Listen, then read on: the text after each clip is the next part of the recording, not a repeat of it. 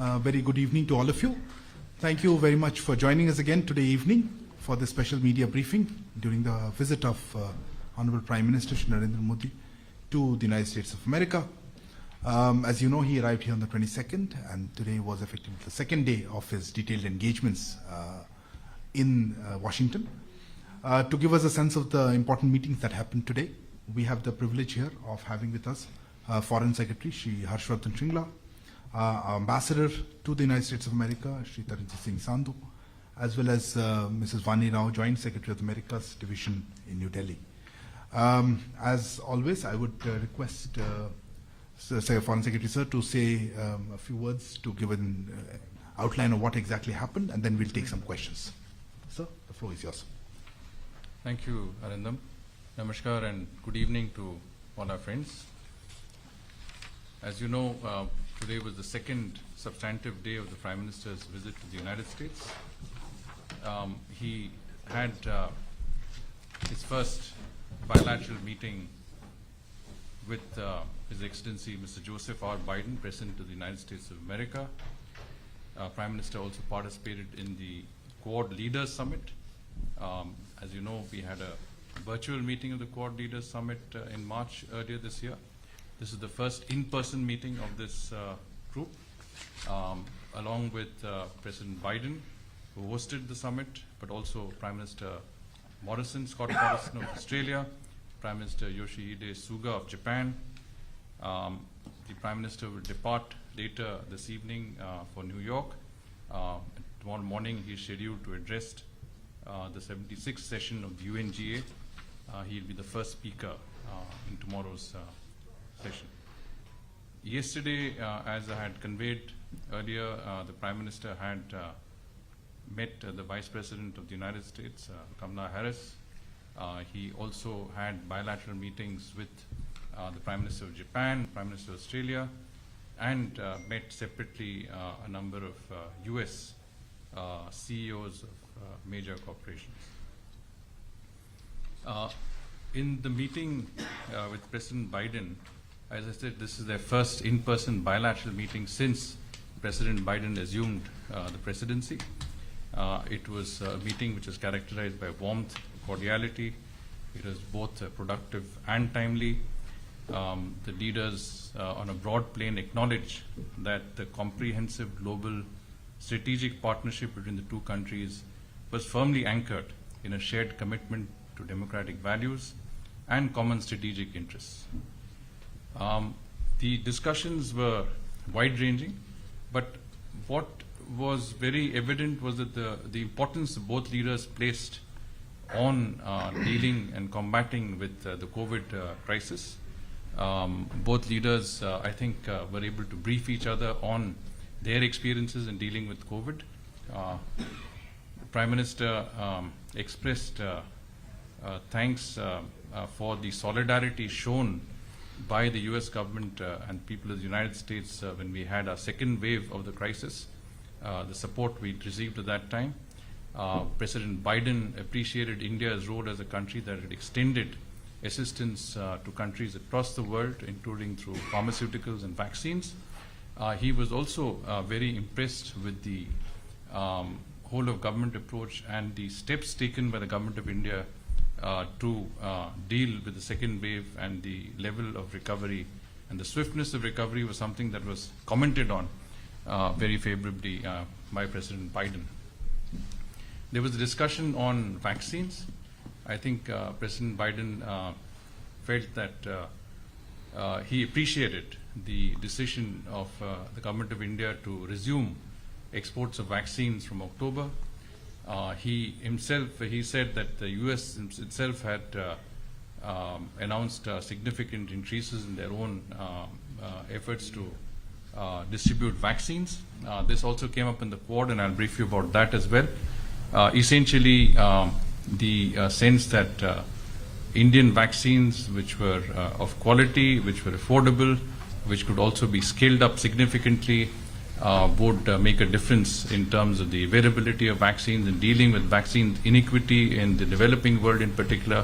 I think there was a great appreciation there on those factors. With regard to the issues that were discussed bilaterally. The Prime Minister raised a number of issues that involved the Indian community. He spoke of the issue of getting access for Indian professionals to the United States. In that context, he mentioned the H-1B visa.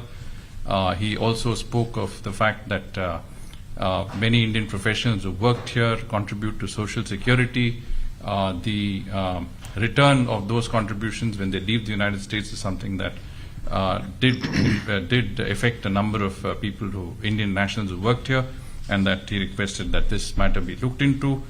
There was a strong emphasis by the Prime Minister on the development of trade and economic relations, and here I think the two leaders felt that they should ask their concerned ministers, in our case the Commerce and Industry Minister, in the case of the United States, the U.S. Trade Representative, to see how to impart greater dynamism to the trade relationship, how to more speedily implement some of the decisions that would involve further accelerating the trade ties between countries.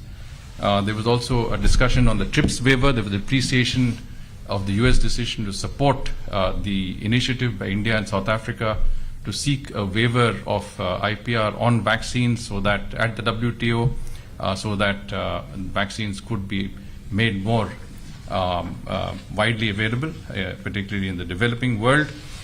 This is something that President Biden also commented on. He said that he took the decision fairly early on in his presidency, and that he was committed to that decision. There was also discussion of India-US defense relationship, and particularly the option of the two sides looking at practical new projects that could impart new momentum to the defense relationship. We are looking at certain areas of high technology. As you know, we are a major defense partner of the United States. We are working on operationalizing the 4 foundational agreements. The Defense Policy Group is due to meet shortly in Washington, the level of defense secretaries. We have the Chief of Defense Staff also visiting the United States. So there was a sense by the two leaders that there should be some thought given to how we can identify important new projects, high technology projects in the defense domain.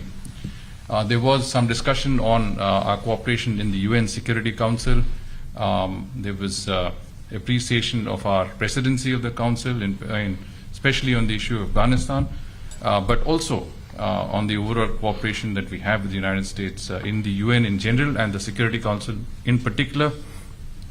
President Biden was very specific in stating that he felt that India should have a permanent seat in the UN Security Council. And I think when you see the joint statement also, this would be reflected appropriately. Both sides felt that India and the US were natural partners based on democratic traditions. This was supposed to be a 1-hour meeting, but it went on to something like 90 minutes. The discussion obviously was very comprehensive and wide-ranging, as I said. In fact, President Biden said it should have been a 2-day exclusive India-US summit. In other words, we needed much more time to discuss the many areas of our very, very multifaceted, comprehensive, in-depth relationship that the two countries today enjoy. I don't know if you've seen the joint statement. It might not have reached you yet because we are waiting for final confirmations. I can, if you permit, briefly share with you some elements so that you have them on a timely basis. First and foremost, I think, as I said, there was a welcome. There was the U.S. side welcomed our announcement that we would resume exports of safe and effective COVID-19 vaccines. We were finalizing what is called Memorandum of Understanding on Health and Biomedical Sciences, very comprehensive document that provides for cooperation in the health sector across the board. And it also goes into areas like pandemic preparedness and biomedical research to reduce the risk of future pandemics. There was a support for the Prime Minister's initiative to achieve domestic goal of installing 450 gigawatts renewable energy by 2030. I think the US side, both sides referred to the importance of mobilizing appropriate financing, green technologies, capacity building in that regard. The Prime Minister had also some initiatives in the area of climate change and green energy, which was discussed at the Quad, but I'll come down to that subsequently. President Biden reaffirmed the strength of the defense relationship and unwavering commitment to India as a major defense partner. The leaders welcomed the deepening of advanced industrial cooperation in the defense sector. There was emphasis, as I said, on co-development, co-production, and expanding the area of industrial cooperation in the defense sector. There was, of course, both sides agreed that the issue of terrorism was very important. Obviously, counter-terrorism efforts and cooperation between the two countries would be given a lot of emphasis. In that context, both sides denounced any use of terrorist proxies and emphasized the importance of denying logistical, financial, or military support to terrorist groups, which could be used to plan or launch terror attacks. They also noted that the US and India will be organizing a counter-terrorism joint working group meeting, a designations dialogue, and there was also going to be a renewed US-India homeland security dialogue in the areas of law enforcement and security. On Afghanistan, of course, there was a lot of importance attached to the fact that the UN Resolution 2593, as you recall, was adopted under India's presidency of the Security Council, an important resolution which reflected the international community's general view on the situation in Afghanistan and the obligations of the ruling dispensation there to fulfill certain conditionalities that the international community felt were important. And so the two sides underscored the importance of combating terrorism in Afghanistan. They called on Taliban to adhere to these and all of its commitments under Resolution 2593. That includes obviously the issue of, as I said, ensuring that Afghan territory is not used to threaten or attack any countries, to shelter or train terrorist groups, to plan or finance terrorist attacks, and underscored, as I said, the importance of combating terrorism in Afghanistan.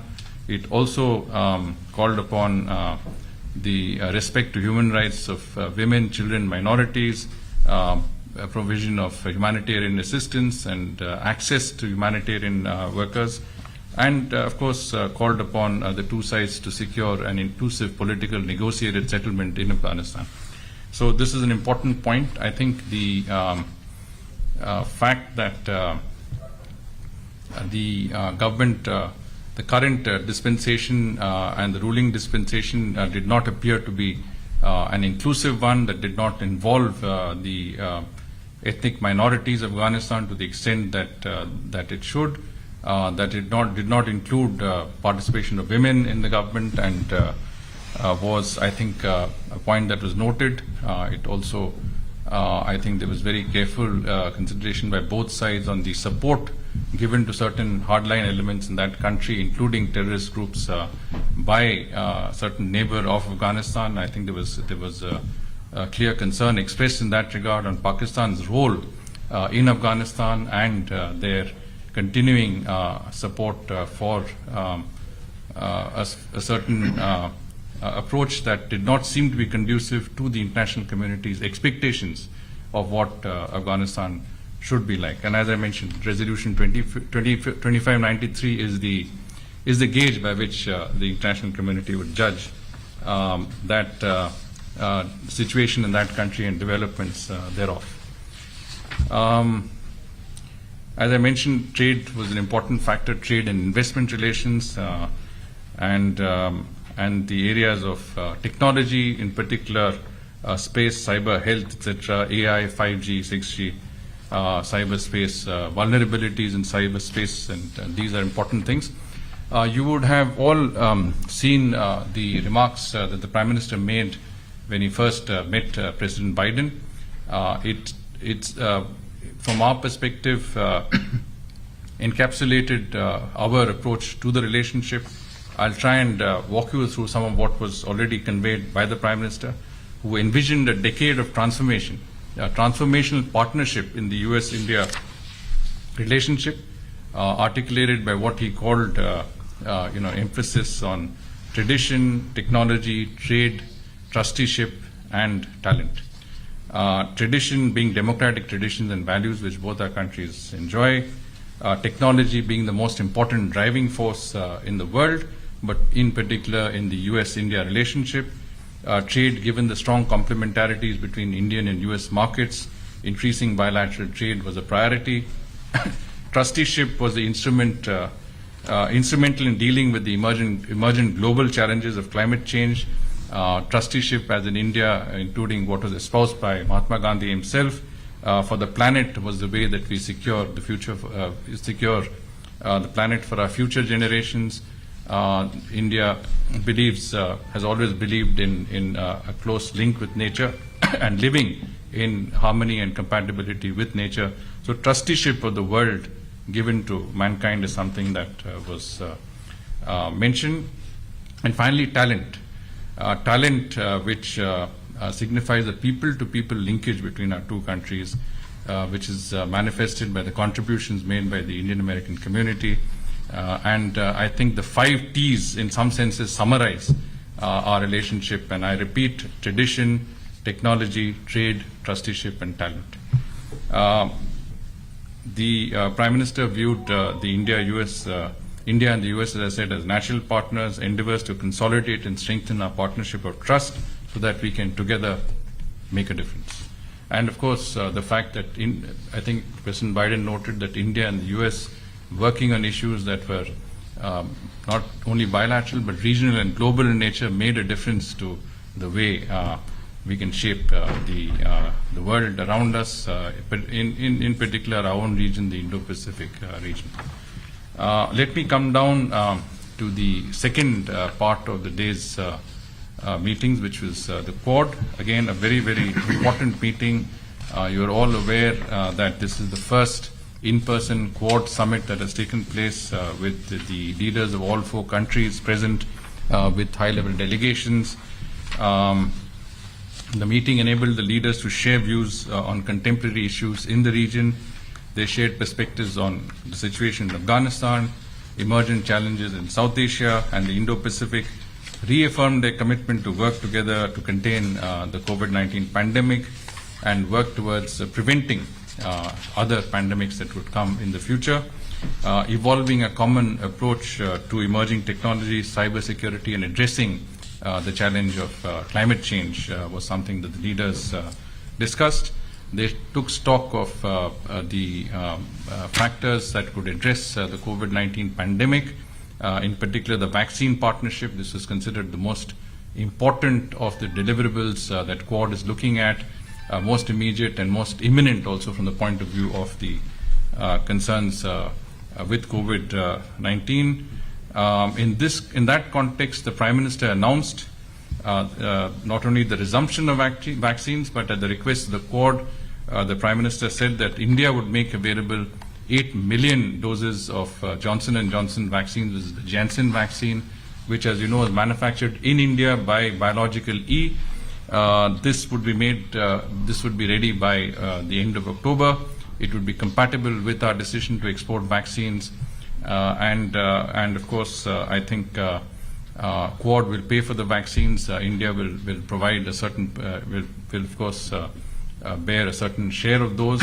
But this is an immediate delivery from the Quad into the Indo-Pacific region. And I think this factor found a lot of resonance and I would say appreciation by the Quad leaders. What was also emphasized was that in order to ensure that India can continue to produce quality and affordable vaccines, not only for itself but for the rest of the world, it was important that the supply chains and the supply of raw materials for vaccine production was continued, and this is also something that I think was discussed. In terms of climate change, of course, as I said, Prime Minister proposed the concept of a global green hydrogen initiative. This is something that would require the four countries to come together to take fullest advantage of our renewable energy program, in particular solar energy that would be necessary for the production of green hydrogen. We have already identified green corridors, including green ports in India, and the idea is that we cooperate to develop India as a hub of green hydrogen. Australia did also point out that there was a lot of technology and expertise among the Quad countries, and that there was a need to look at the standards, setting standards not only for green hydrogen but also the manufacture of green hydrogen. The Prime Minister proposed a common international travelling protocol that involved mutual recognition of COVID-19 certification. This was, I think, well received by President Biden and other Quad leaders as well. And I think it is something that, as you're aware, India has taken that initiative, and we will continue to work with the Quad and the Indo-Pacific countries, other partners, in pushing the idea of mutual vaccine recognition that could enable our people to travel more freely. Cybersecurity discussions in the group, I think this enabled more discussion, collaboration, sharing information. Prime Minister highlighted India's ongoing Digital India program, offered to make India's digital technologies available to different parts of the world, and with the Quad supporting the efforts to provide that level of access that other developing countries could get to these platforms. Technology, clean energy, supply chain resilience was discussed. There is an important proposal from Australia in that regard, and that was also something that was discussed by the leaders. Coming back to the bilateral meeting, the Prime Minister did invite President Biden to visit India. This was something that President Biden noted with thanks and appreciation, and certainly we look forward to visit by the President of the United States at the earliest convenience, at mutual convenience. From the point of view of the Quad statement, I just will probably flag a few points because you will get the statement in any case. This is, in terms of cooperation, I think we are looking at fairly strong language with regard to the Quad's commitment on terrorism and the need to counter terrorism anywhere in the world. It reinforces the Quad's thinking on this issue and the need to combine efforts to deal with this common scourge. Also, with regard to Afghanistan, again, there is similar language, especially with the main points of Resolution 2595 mentioned therein. There is also reference to a Quad infrastructure partnership, which is something new, and the setting up of a working group that will go into some of the aspects of ensuring sustainable infrastructure development in the Indo-Pacific region. In terms of people-to-people cooperation, there was a decision to inaugurate what was called a Quad fellowship program that would enable STEM students from the four countries to study in each other's countries through a scholarship fellowship program. And of course, this would be strongly supported by all the four Quad countries. There was also space, I think, was an important area of cooperation, and I think the Quad countries, all of whom have fairly developed space programs, will pool in resources and look at how to cooperate further in the space sector. So I think in all of this, you will, of course, find a more detailed version of what was discussed and what was agreed upon, what are the new initiatives, how do we look at the next steps, both in the bilateral relationship and in the Quad. In the joint statement issued after the bilateral meeting between Prime Minister and President Biden, you will also have the details of what was discussed at the Quad. At the Quad joint statement, which will be issued soon, as well as what is called fact sheets, which give you some details on some of the areas of cooperation that we have concluded. So maybe I'll stop here and we'll see if there are any questions. We are sorry, we are actually on a very tight timeline since Prime Minister has to leave, so I'll take the first round. Okay, I saw your hand first, but then I'll come back. Yeah, please, ma'am.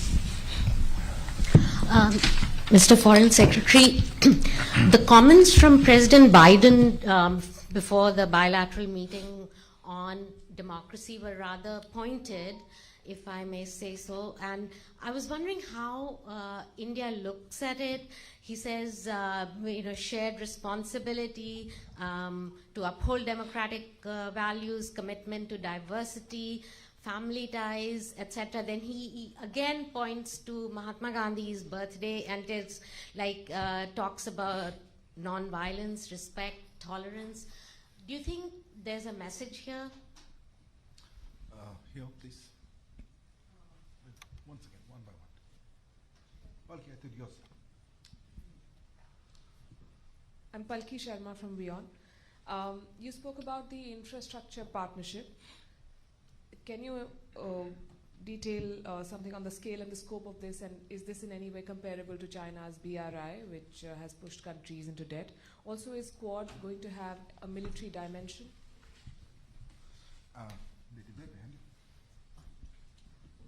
Mr. Foreign Secretary Reena Bhardwaj from ANI, was there any discussion on the over-the-horizon counter-terror strategy in Afghanistan between the two leaders in the bilateral? Yashwant, Hindustan Times. FS, you mentioned the discussions featured trade and H1B and totalization. So on trade, was GST part of the discussion, or have you given up on GST? We don't hear about GST anymore. GSP. And on H1B and the Social Security deductions, these have been long pending issues, and we've talked about this for a long time. Any assurances that were given on these two issues? So I'll take the first round, last one here. So how much there was emphasis on Pakistan supported terror, both during the bilateral meeting and the Quad meeting? Secondly, on Quad, it's now formalized. Will we see annual Quad summits happening?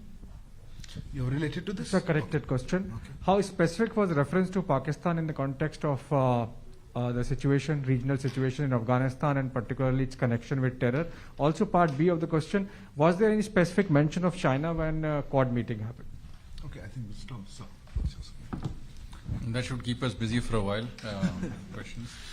Well, with regard to Seema's question, I think it's important to keep in mind that the Quad itself represents like-minded countries with shared values and principles.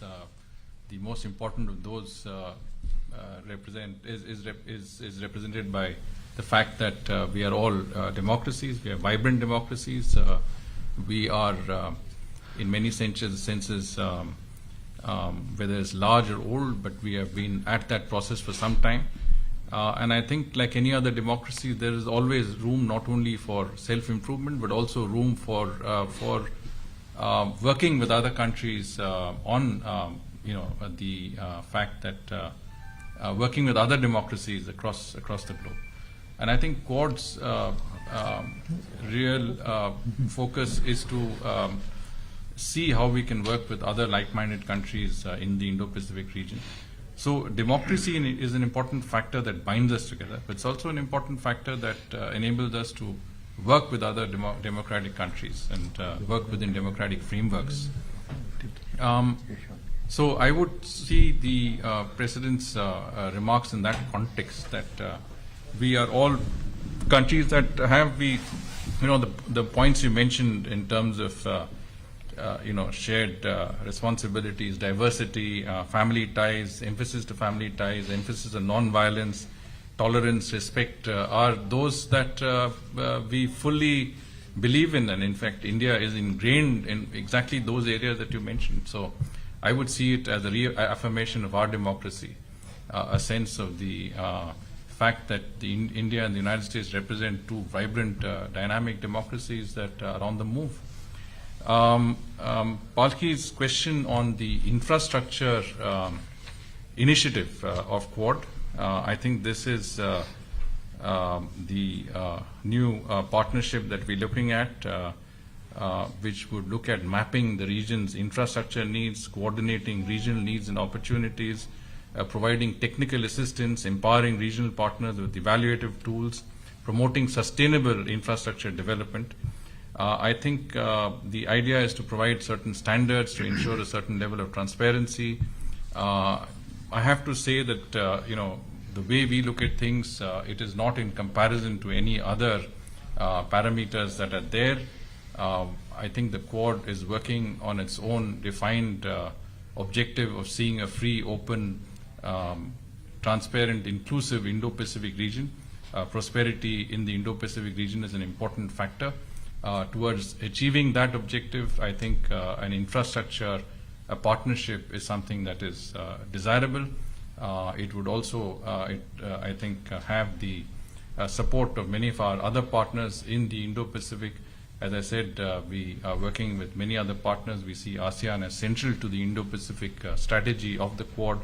And I'm sure this infrastructure partnership is one that would be of not only of interest but of utility to many of our partners and friends and neighbors that we work with in our neighborhood. I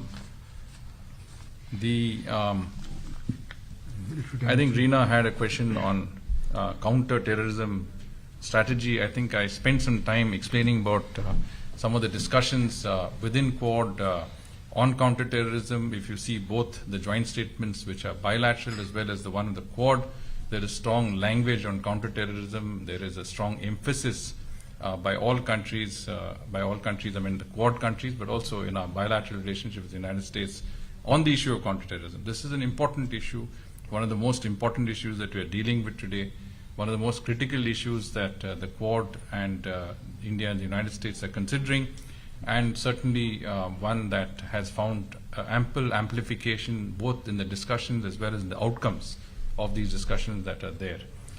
So yes, the answer is yes, short answer to your question. Yashwant, your question was on trade, H1B totalization. I think, again, a strong emphasis on seeing how we can push trade forward. As I said, the two ministers have been tasked with looking at how to energize the trade relationship. Whether that is what means that we can use and mechanisms that we can devise to do that is something that the ministers will look at. But I think the direction of the two leaders is to look at how we can take that important trade relationship forward. With regard to GSP, I think the fact that we have a trade policy dialogue, we have several mechanisms on the trade front that will meet and go into the details of the trade and economic relationship would mean that certainly many of the issues that you mentioned would be discussed in greater detail. So that is not off the table. But obviously, when you have a meeting of 90 minutes, you cannot go into each and every issue that is there.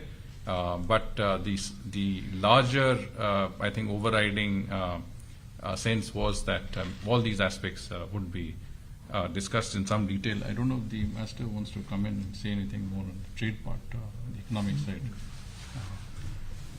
Siddhant, you spoke about Pakistan's support to terrorism, whether the Quad, whether, of course, and there was a supplementary question also on the Afghanistan-Pakistan angle. I think, again, I did go into a little bit on that. I think both in the bilateral relationship as well as bilateral discussions as well as in the Quad discussions, there was a clear sense that a more careful look and a more careful examination and monitoring of Pakistan's role in Afghanistan, Pakistan's role on the issue of terrorism had to be kept, and that certainly whether it's the Quad or whether it's other partners had to keep a track of that factor, an important factor which sometimes gets overlooked when you see Pakistan projecting itself as a facilitator, whereas it has really been, in many senses, an instigator of some of the problems that we are dealing with in our neighborhood and beyond. Whether the Quad would be formalized, whether there'd be annual meetings, I think one thing is for certain: we have had 2 meetings of the Quad leaders. The level of the Quad has been elevated to the level of head of state and government. I think we will continue to meet at all levels, but including the level of the highest levels.